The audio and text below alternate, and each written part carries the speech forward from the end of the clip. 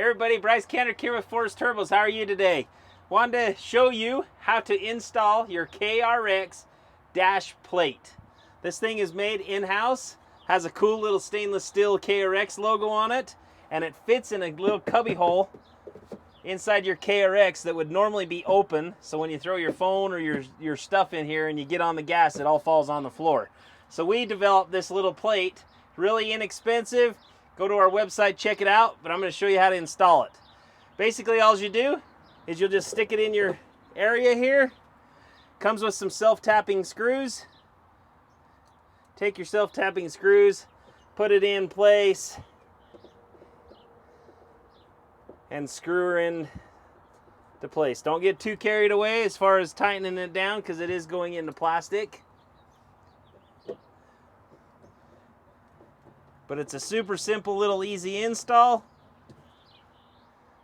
and it dresses up this KRX awesome in my opinion.